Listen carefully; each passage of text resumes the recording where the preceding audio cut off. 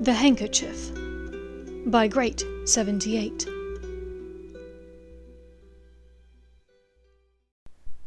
Chapter 122. Colours, Cruelties, Coverings, Coiffure. Later that afternoon, Andromeda was in her bed for a much-needed kip. The jacket potatoes with pickles and 3 apples staved off Draco's hunger until dinner. Narcissa apparated in to check on Tonks and the baby. Draco sat reading in the living room when she arrived. "Mum, how are you?" he asked, marking his spot with a scrap of parchment. "All right, darling. What about you? Have you been in to see the baby?" No. I slept in today. Just woke up a few hours ago, if I'm being honest." Would it surprise you to know that your colour is especially vibrant today?" Narcissa asked, with a raised brow. "I promise I did not want to know that," Draco said seriously, and smiled as he blushed. "So, he groped around for a change in subject. How is my dear Aunt Bellatrix? Still making full use of her remaining teeth?" Narcissa grimaced. "She is the same. Perhaps a little more manic. What with you-know-who having beaten everyone after they escaped from the manor. She's on the warpath, hoping to make up for her failures." Draco considered how to approach his next question carefully, without arousing suspicion. "Do you feel as though she's still your sister? I mean, I know physically she's the same person, but inside. When you were children, were you close? Do you ever just sit and talk with her? Do you see glimpses of your real sister within her?" Narcissa sighed, massaging her throat thoughtfully. "There were times when we were young girls that the 3 of us could be so close. We would spend hours braiding each other's hair, or having tea parties with our elves. We would play dress-up and mothers, and pretend to be singers on the wireless. She could be so warm and kind, your best friend, you know." Narcissa looked at him sadly. "She might loan you her favourite shoes, or tell you how lovely you looked in your new dress. She could make up fantastic stories and act out all the parts. She could play 100 rounds of gobstones, and let you win every time." Narcissa laughed, but then sobered. "And then, a few minutes later, she would do something really mean, just to show you that she could. Push you off your chair, or dig into your ribs with a teaspoon. Once, when we were playing mothers and babies, she told me that I needed to be the baby. I didn't want to be the baby. I was 4 or 5 years old, and I wanted to be one of the mothers. We had dolls to be the babies. But she insisted that I get into the crib, so I did. And she came to the side of the crib and held a pillow over my face. I remember gasping for air and pushing at her hand, but she was 8 or 9 years old and far stronger than me. It couldn't have been more than 15 or 20 seconds, but it felt like far longer." Draco stared, slack-jawed, at his mother, all air expelled from his lungs.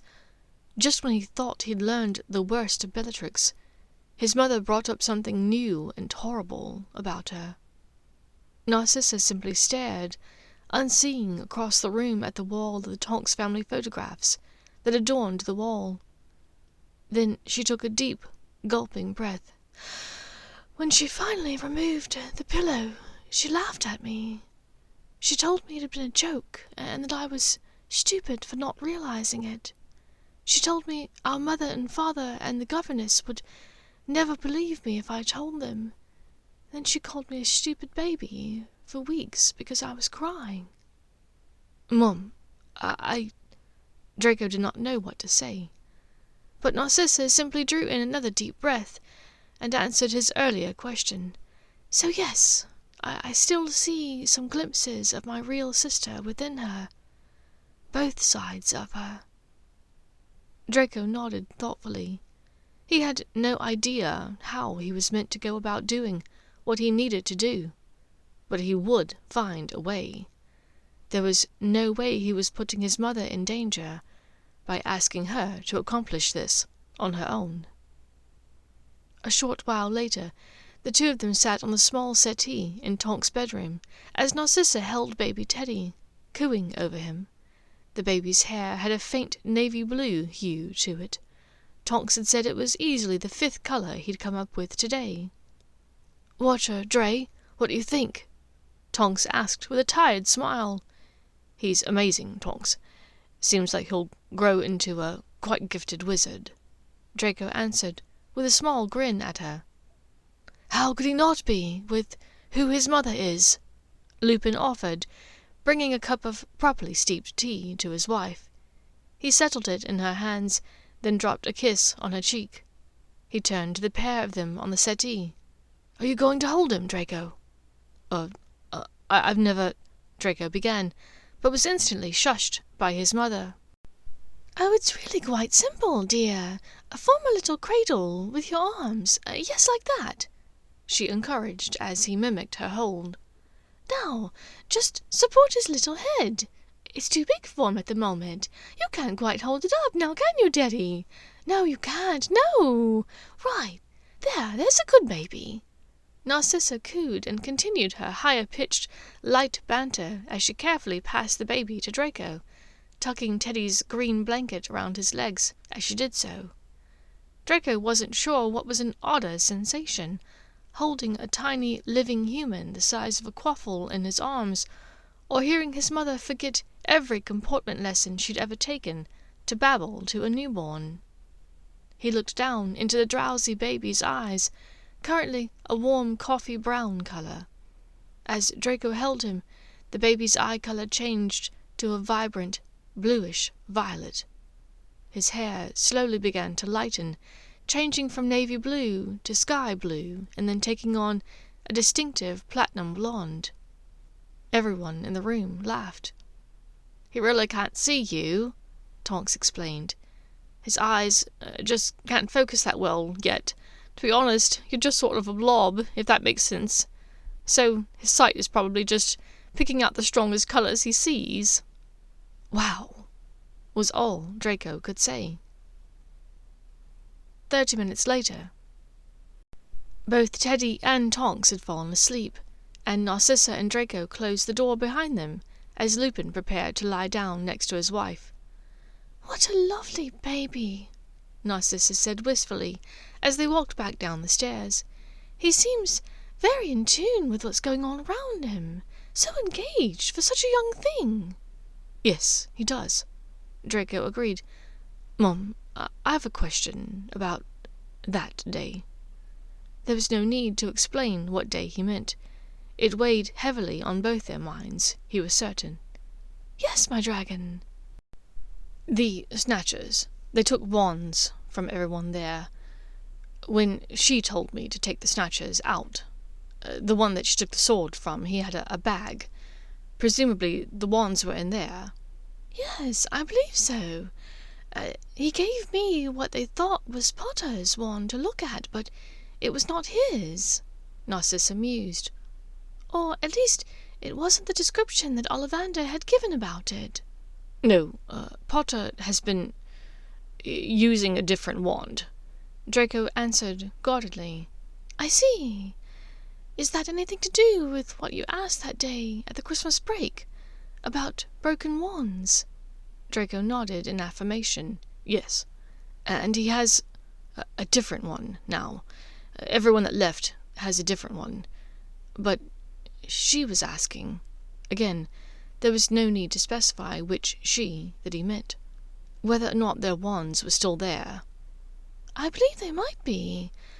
Immediately after they all left, as you and I were leaving the room together, I saw Bellatrix hurry over there to that bag. Then about 10 minutes later, you know who was there, and—" "Right," Draco said. Everyone had been tortured. "If she took them, I doubt she destroyed them. She would have kept them for trophies. They are likely in her suite, or in Lucius's office." "Have you ever asked her about them?" Draco asked curiously. "Merlin, no. No one talks about that day if we can help it." Narcissa shuddered a bit. "Well, darling, I should be going. They'll be expecting me for dinner." Draco moved to hug his mother tightly, purposefully winding his ring a bit in her hair as he pulled his arm away from her shoulders. "Ouch! Oh, you have your ring caught." "Mum, I'm so sorry," Draco said, pulling his hand away. A few hairs came with it. "I didn't mean to." "It's all right. Well, I'll see you later this week, then. I'm planning to spend the day here. Andromeda and Remus and Nymphadora, if she feels up to it. We're decorating the nursery. I shall be minding Teddy." She said this with such glee that Draco smiled. "Yes, I'll see you then," he said. The following Wednesday found everyone in the house, except for Teddy, downstairs in the kitchen for breakfast. Tonks had been going up and down the stairs by herself for a few days now, but had mentioned offhandedly that she was a bit tired this morning. She was currently debating with Remus as to whether he should cast a featherlight charm on her and carry her back up the stairs. "I am perfectly capable of walking up 16 stairs, Remus," Tonks said, hair turning a dark strawberry red. "I've been doing it for 3 days now."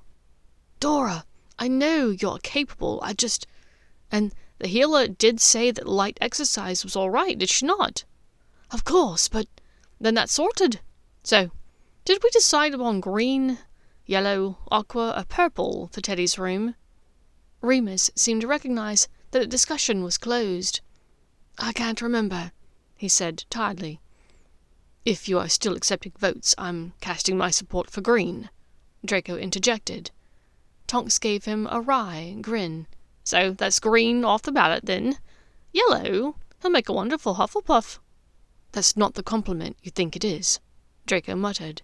He promptly had to duck to avoid the bite of fried egg coming at his face from Tonks's fork. "Well, if that's the game we're playing, then my vote would be for Gryffindor Red," Remus said jokingly. "No!" Tonks and Draco turned on him together. "Well, Aqua is so close to Ravenclaw, and I don't think any of us want that," Remus mused. Everyone in the room chuckled a bit in agreement. "So purple?" Andromeda asked, ever the voice of reason. "It's a lovely colour. The colour of royalty." "Fine," Remus said magnanimously. "I guess," Tonks said agreeably. "What about green drapes?" Draco asked. No one answered. "A green rug? Lampshades?" Everyone laughed as the dishes were floated to the sink to be magically washed. They all adjourned to the living room to welcome Narcissa, who had just arrived. "Mum, good morning. Settle the debate for us. Green really is the best colour for a nursery, is it not?" Draco asked, kissing her cheek. "Yours was pink, actually, at least for the first day or so." Narcissa smiled at him. "It was not," Draco laughed. "Really, why?" "We had insisted to the healer that we did not want to know if you were a boy or a girl. I thought you were certainly a girl, even though your father insisted that Malfoy firstborns were always boys. I thought it was foolish, and I had the room painted pink, on a whim. Well, of course, you were not a girl, so it was repainted a lovely yellow the day after you were born." "Ah, another vote for yellow," Tonks laughed. "No, we've settled upon purple." Remus kissed his wife on the top of her head. "You simply must give up this horrid idea of yellow." Andromeda, the peacemaker, chivied everyone up the stairs. Narcissa settled into Tonks and Remus's room to care for Teddy, whilst the other 4 walked down the corridor to the nursery. Draco pulled Remus aside. "I need to go take care of something. For about an hour or 2. If my mother asks, can you make up an excuse? Perhaps I went for a walk in the back garden." Remus gave him a hard stare, then relented. "Of course, but I trust that you will be careful." I will try my best," Draco assured him. As the other 3 settled into the task of decorating the nursery, Draco hurried down the hall to his bedroom, locking and warding the door. "Pym," he called out into the empty room. He felt utterly ridiculous. Having never paid much attention to pureblood women's fashions, he had no idea if what he was wearing was acceptable. True, he'd seen his mother and aunts in robes such as these. This particular one belonged to Andromeda, as a matter of fact, brought to him by Pym and Raffi. But the lace around the collar was particularly scratchy. The sleeves were much too tight, and the boning in the waist was like a series of tiny torture devices. And the damn thing wasn't even zipped up yet. Merlin, he really wished that it was acceptable for older pureblood women to wear trousers and an Oxford shirt. Draco took several deep breaths, focusing on getting into the headspace of his mother. Kind, sweet, gracious. Okay, it was now or never. There was a knock at the door. "Draco?" It was Andromeda. "I was just going to ask if you would like some lemonade. Raffi and I are going to make it." Draco cracked the door a bit, holding it firmly opened just an inch or so. He eyed his aunt around the door, trying to conceal his body. Possibly later. Right now I'm a little bit busy."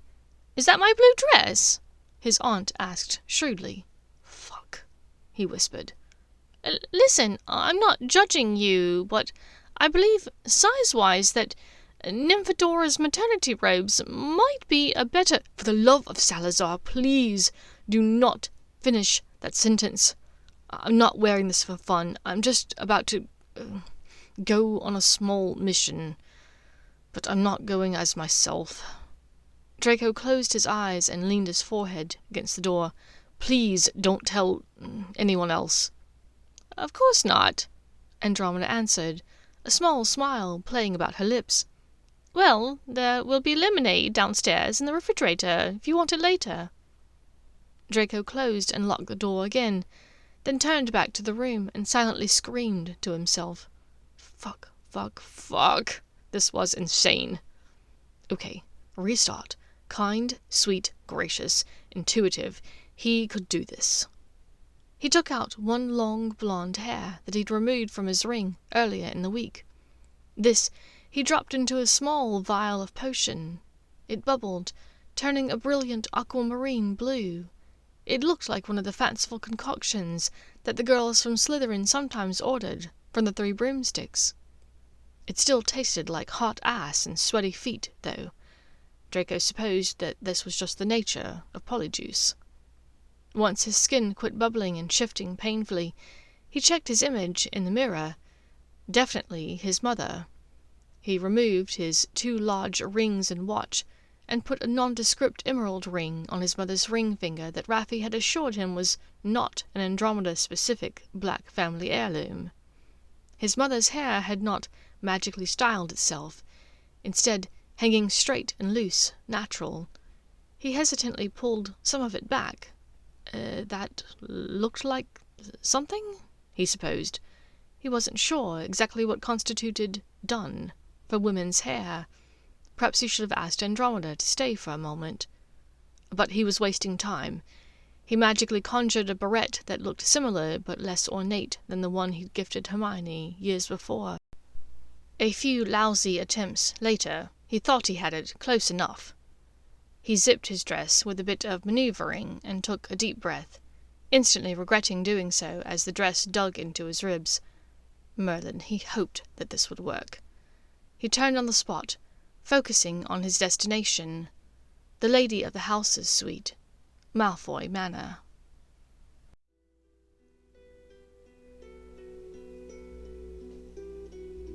Thank you for listening to this chapter of The Handkerchief by Great 78.